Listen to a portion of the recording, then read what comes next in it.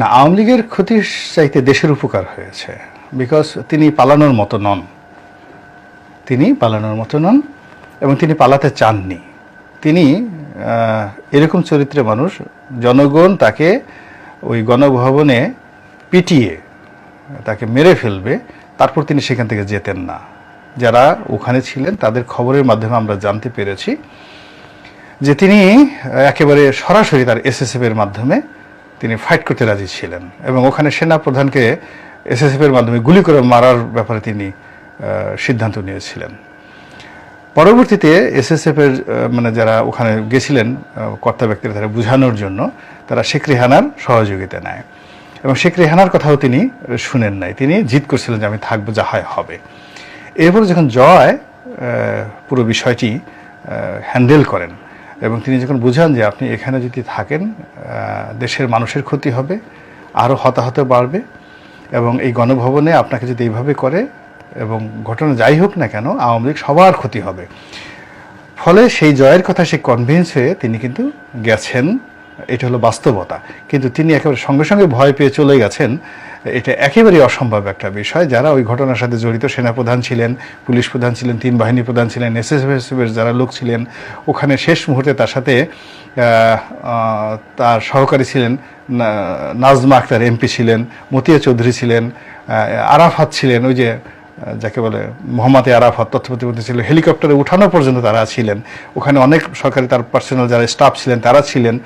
তো কাজেই এগুলো তো ইতিহাস, তারা এই জিনিসগুলো গোপন রাখতে পারবে না। আমরা খালি বললাম যে শেখ হাসিনা বলছে পালাবো না, এখন সে পালিয়ে গেল, ইটস নট দ্য ট্রু। তাকে প্রথমত বাধ্য করার চেষ্টা করা হয়েছে, তিনি অবাধ্য হয়েছেন, বলে মরে যাব কিন্তু পালাবো না। পরবর্তীতে তার পরিবারের যারা লোকজন আছে তারা তাকে কনভিন্স করেছে যে এই সময়টাতে আপনার এখান থেকে সরে যাওয়াটা বুদ্ধিমানের কাজ। আচ্ছা, কিন্তু তিনি যখন দেশ ত্যাগ করলেন, আমি যেভাবে বলি পালিয়ে যাওয়া, দেশ ত্যাগ করা, পরবর্তীতে জয়ের বক্তব্য আসছে রাজনীতি করবে না, পরপর 4 দিনে 4 রকমের স্ববিরোধী বক্তব্য। না, এটা স্ববিরোধী বক্তব্য না, এটাই বাস্তবতা। বাস্তবতা হলো এটা ভালো দিক, জয়ের ভালো দিক। প্রথম ভালো দিক, তিনি খুব অনেস্টলি যেটা বলেছেন যে আমি প্রথমে হতাশাগ্রস্ত ছিলাম, বিক্ষুব্ধ ছিলাম, সেন্টিমেন্টাল ছিলাম।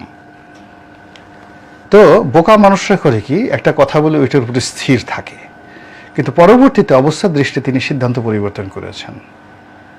তো এই যে 4-5 বার কথাবার্তা বলেছেন, ইট মিনস যে সময়ের প্রয়োজনে, রাজনীতির প্রয়োজনে তিনি নেগোশিয়েট করতে রাজি, সিদ্ধান্ত পরিবর্তন করতে রাজি।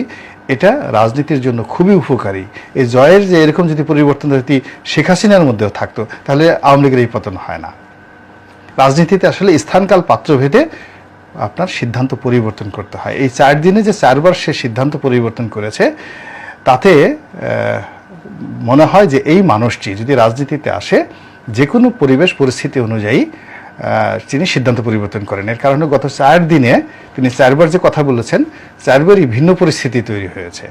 তিনি তার মা যখন চলে গেছেন ওই সময়টাতে তার ওর বাইরে আর কথা, ওই সময়টাতে তিনি যদি বলতেন যে আমি আবার রাজনীতিতে আসছি, সব মানুষ বলতে এটা পাগল, এটা বদ্ধ উন্মাদ। ফলে তিনি ওই সময়টাতে যে কথা বলেছেন, পরবর্তীতে যখন আবার নেতাকর্মীদের প্রতি অত্যাচার হয়েছে, তিনি বলেছেন আমি রাজনীতিতে আসব, আমার মা আসবেন, আমরা আবার ফিরে আসব। তারপরে আবার বলেছেন যে তিনি বিএনপির সাহায্য চান, বিএনপির সাথে বসতে চান। তারপরে যারা এখন ক্ষমতা চালাচ্ছেন তাদেরকে তিনি স্থির থাকতে বলেছেন। তারপর তিনি আবার বলেছেন যে বেগম খালেদা জিয়ার প্রতি অন্যায় করা হয়েছে, আওয়ামী লীগ বিএনপি ধরনের কোনো দল নেই। এই যে 4 কথা, আপনি প্রতিটি কথার মধ্যে সংযোগ স্থাপন করেন, কার্যকরণ স্থাপন করেন, আপনি দেখবেন যে হি ইজ রাইট, এবং দিস ইজ কল্ড পলিটিক্স। সামগ্রিক অর্থে তিনি কি আসলে একটা রাজনীতিবিদের পরিচয় দিয়েছেন বলে মনে করেন? না, দিবেন না কেন। মূল ব্যাপারটা হলো যে পৃথিবীর সবচেয়ে সেরা বিশ্ববিদ্যালয়ের অধ্যয়ন করে তিনি একজন গ্রাজুয়েট, হার্ভার্ডে পড়া এত সোজা জিনিস না। ঢাকা বিশ্ববিদ্যালয়ের ভাইস চ্যান্সেলরও হার্ভার্ডের চান্স পাবেন কিনা হি ক্যানট টেল। তো সেখান থেকে তিনি লেখাপড়া করেছেন। তার আইকিউ লেভেল হলো অ্যাবভ 9 উপরে তার IQ level. He is not a normal man. তার জ্ঞান বোঝার জন্য আপনাকে ওই পর্যায়ের জ্ঞানী হতে হবে। আপনাদের দৃষ্টিতে আমরা যারা বুঝি না, আমরা তাকে কেউ পাগল বলি, কেউ অটিস্টিক বলি। এর কারণ হলো তার আচরণ এলোমেলো বলি। তো সে বাংলা ভাষা জানে না কেন? সে সারা জীবন থাকছে ইংল্যান্ডে। সে 75 15 আগস্টে তার বয়স কত? তার বয়স, সে পুরোটাই সময়টা ইন্ডিয়াতে পড়ছে, ফলে বাংলা তার শেখা হয়নি। সে বাংলাদেশে 2 বছরও থাকেনি। ফলে যখনই বাংলা বলি সে সেটা ইংরেজিতে অনুবাদ করে গ্রহণ করে দেন, আবার বাংলাতে তার মস্তিষ্ক অনুবাদ করে আবার সেটা আমাদের কাছে বলতে যায়, ফলে তার বাংলাটা ভালো হয় না। কিন্তু বুঝতে হবে যে তার শরীরে যে জিন, জেনেটিক, তার যে ইঞ্জিনিয়ারিং, তার বডি কনস্ট্রাকশন, এটা কি? এটা বাংলাদেশের সেরা পরমাণু বিজ্ঞানী ডক্টর ওয়াজেদের রক্ত তার শরীরে। তো এই যে জেনেটিক ইঞ্জিনিয়ারিংয়ে তার বাবার IQ অ্যাবভ 9, এবং তাকেও সবাই পাগল বলতো। আপনি যত জ্ঞানী লোক দেখেন, এই যে সলিমুল্লাহ খান দেখেন, কাছে গিয়ে দেখেন আপনার কাছে মনে হবে পাগল, হুমায়ুন আজাদ মনে হবে পাগল। আপনি ডক্টর আহমেদ শরীফ ছিলেন, বাংলাদেশের যত বিখ্যাত লোক দেখেন যাদের ব্রেইনের লেভেল অ্যাবভ 9, তাদেরকে আপনার কাছে পাগল মনে হবে। তো এখন জয় তো সাধারণ 10 বার ফেল করা কোনো ছাত্র না, লিখতে কলম ভাঙা কোনো মানুষ না। তিনি একজন পৃথিবীর সবচেয়ে সেরা বিশ্ববিদ্যালয়ে পড়াশোনা করা অন্যরকম মেধাবী একজন মানুষ। কিন্তু আমরা বাংলাদেশের প্রেক্ষাপটে যারা ঢাকা কলেজ থেকে পড়েছি, ঢাকা ইউনিভার্সিটি পড়েছি, আমরা এই দেশের অবস্থায় থেকে জয়েরকে মূল্যায়ন করার মতো অবস্থা আমাদের নেই।